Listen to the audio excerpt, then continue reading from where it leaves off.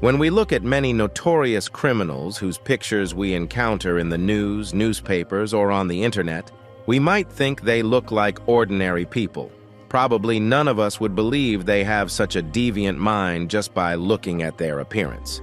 In today's video, we will introduce you to the most ruthless criminals of all time and tell you how these people managed to avoid detection for so long. Enjoy watching. Pearl Fernandez and Isauro Aguirre. Arnold and Pearl Fernandez welcomed their son Gabriel into their arms on February 20th, 2005. Shortly after his birth, they divorced, and Gabriel's custody was given to his great-uncle Michael and his husband David. Gabriel lived with his uncles for 4 years. In 2009, at the request of his grandmother and grandfather, Gabriel moved in with them and stayed there until 2012.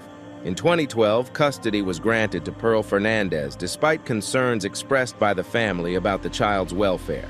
Family members were right to be concerned because between 2005 and 2012, over 60 complaints were filed against Pearl and her boyfriend, Isauro.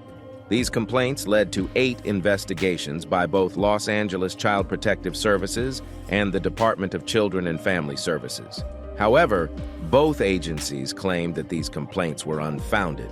Pearl Fernandez and Isauro Aguirre abused 8-year-old Gabrielle during his stay with them. About 8 months later, little Gabrielle was found lifeless in his home. The couple was convicted of murder. Fernandez received a life sentence while her boyfriend was sentenced to death. But they weren't the only ones involved or who appeared in court. The court also charged 4 social workers employed by the Los Angeles County Department of Children and Family Services with falsifying public records and failing to protect Gabriel. Unfortunately, the court later dropped these charges.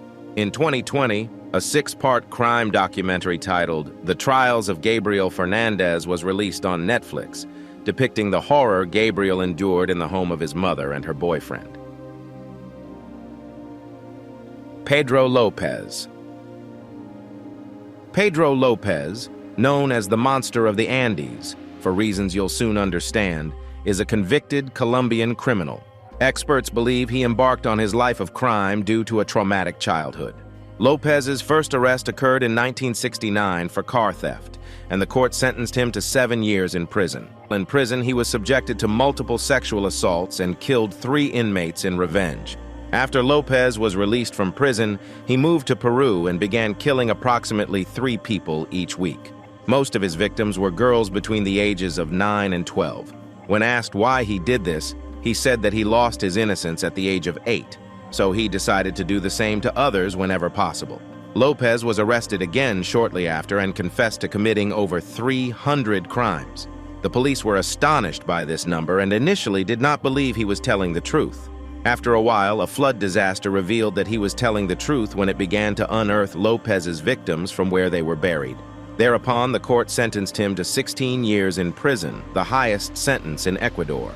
However, because he was an exemplary prisoner, he was released in 1994, 2 years earlier than he should have been. 1 hour after his release, he was arrested for illegally crossing the Ecuadorian border and deported to be sent to his country, Colombia. Pedro Lopez was tried in Colombia in 1995, but was said to have lost his sanity and was sent to a mental hospital instead of prison. After 3 years in this hospital, he underwent a second psychological evaluation in 1998. As a result of the evaluation, it was decided that he was sane and he was released on $50 bail. He has not been arrested again since. Currently, no one knows where he is or even if he is alive. Lawrence Bittaker and Roy Norris. As a twist of fate, Roy Norris and Lawrence Bittaker met in prison in 1976. They had a shared obsession with sexual violence against women, and both vowed to reunite after their release and began making plans for murder.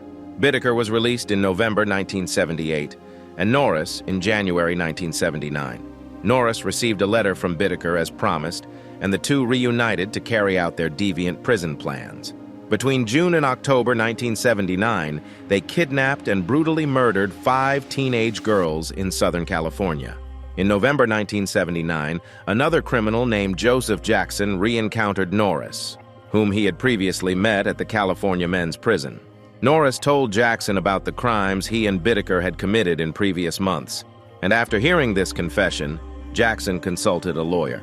The lawyer advised him to tell the authorities about this, so Jackson went to the police.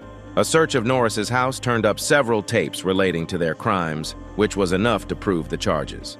Bittaker was sentenced to death on March 24, 1981 for 5 murders, but died of natural causes while incarcerated at San Quentin State Prison in December 2019. Norris was eligible for parole after serving 30 years in exchange for testifying against Bittaker.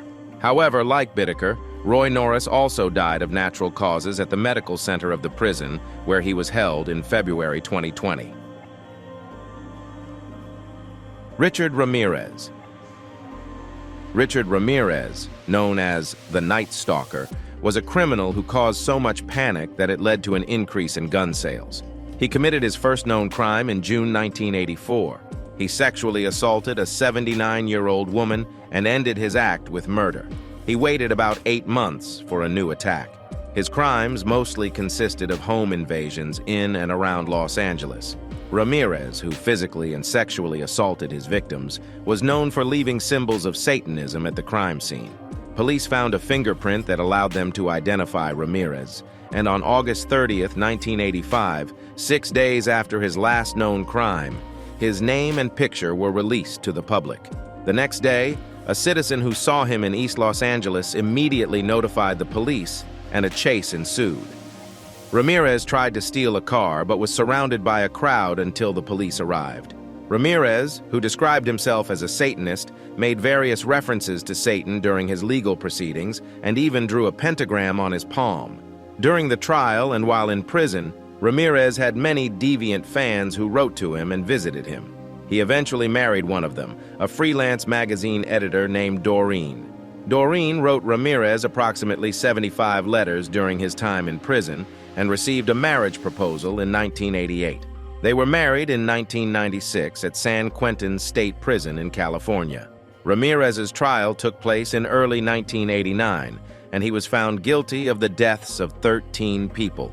The court sentenced him to death, but Ramirez was diagnosed with cancer and died of the same cause in 2013. Albert Fish. Albert Fish is probably one of the most deviant men who ever lived. His passion for pain was born in an orphanage where he was regularly beaten and learned to associate pain with pleasure. Fish's crimes began after he moved to New York. There, Fish used sex work to lure his victims, usually young boys. In 1898, he married Anna Hoffman, and they had 6 children. Although he never mistreated his children, he continued to commit many crimes against others. By 1917, he could no longer hide his deviant desires, and his wife left him for another man. This further fueled the monster within him, leading to an obsession with cannibalism. Fish, who looked at advertisements of families looking for someone to do housework in local newspapers, found 10-year-old Grace Budd through one of these advertisements. The crimes he committed were too horrific to mention here. All we can say is that 6 years after Grace disappeared, Fish wrote a letter to the girl's mother that we wish no parent ever had to read. Fish's trial began in March 1935, and it became clear that the man was insane. He pleaded not guilty by reason of insanity in his defense. Despite the involvement of numerous psychiatrists supporting the insanity defense, the jury determined that Fish was sane enough to be guilty. The trial lasted 10 days, and Fish was eventually executed in an electric chair. Dr. Harold Shipman. Dr. Harold Shipman used his profession to take advantage of his patients, making him one of the most horrific criminals in British history. In 1976, Shipman was fired from his job for writing false prescriptions for his personal use, but his medical license was not revoked. After returning to his job at Donnybrook Medical Center the following year, he was fired again for falsifying prescriptions. Despite this, he only received a warning letter as punishment.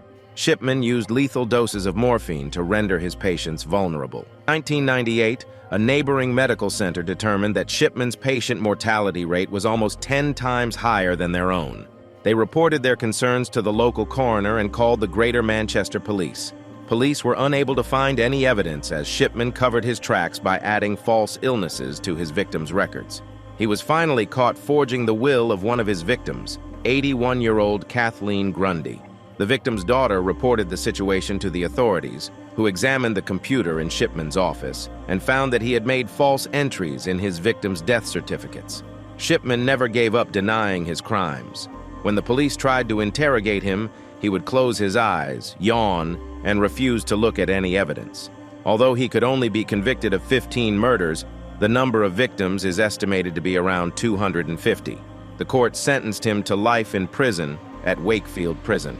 Harold Shipman committed suicide on January 13, 2004, one day before his 58th birthday. Joseph DeAngelo. Joseph DeAngelo was a retired police officer who managed to keep his dark secrets for a very long time.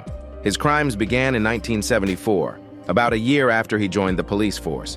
It is estimated that he burglarized at least 100 homes and usually stole small items. DeAngelo terrorized the Sacramento area, particularly in 1976, by attacking single women living in single-story homes. He would usually stalk his victims first and memorize their routines. He would enter while they were away, open sliding glass doors or windows, and unload the magazine if there was a gun in the house. When the victim came home, he would attack. In time, his work progressed to attacking couples. Authorities initially thought the burglar, the person attacking women, and the person attacking couples were three different criminals. DNA evidence gathering methods did not exist at the time, so DeAngelo got away with his crimes for nearly 30 years.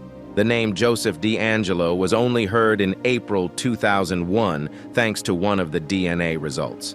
When detectives took some of his DNA from his car's door handle and tested it, they found it matched DNA evidence left behind in the 1970s and 1980s. Arrested in April 2018, DeAngelo admitted to 161 offenses, including 48 murders. These crimes included other sexual offenses for which the court could not charge him because the statute of limitations had expired. Joseph DeAngelo was finally convicted 26 times in June 2020 for various crimes and received multiple life sentences. Dr. Donald Klein. Like Shipman, Dr. Donald Klein is one of the unimaginable criminals who abused his medical status. Klein fathered numerous children between 1974 and 1987 without telling his patients that he was the sperm donor. As of May 2022, Klein was revealed to be the biological father of 94 children in this way. Jacoba Ballard was the first to reveal what Klein had done.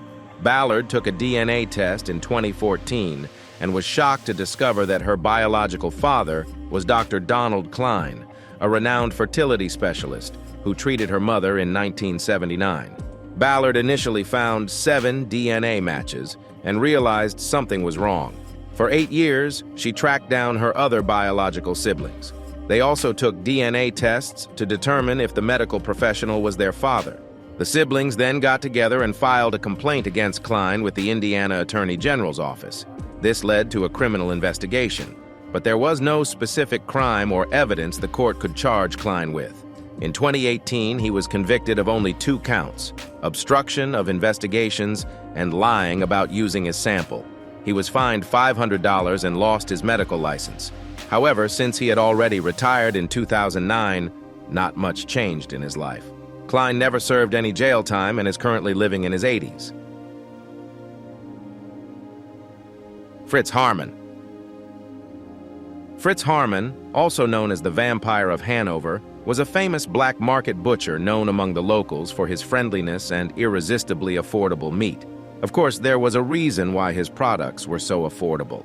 By 1919, Germany was in great economic distress, and many families were struggling to feed themselves.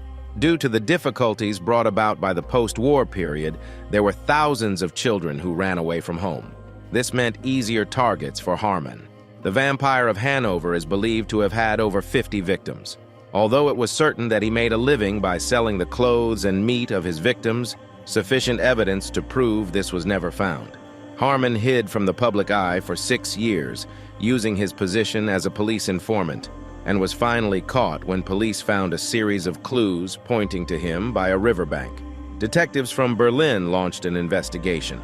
After searching Harman's house, They found over 100 pieces of clothing belonging to his victims. He was found guilty of 24 of the 27 charges against him and sentenced to the guillotine on April 15, 1925. It was learned that his partner, Hans Granz, often emotionally blackmailed Harmon into choosing the people he wanted as victims, and Granz was sentenced to life in prison. However, the court later reduced the sentence to just 12 years. Serial criminals have been instilling fear in people's hearts for years. Although there are those who have never committed murder, such as Dr. Klein, there is no doubt that all of them have caused immense suffering to many people.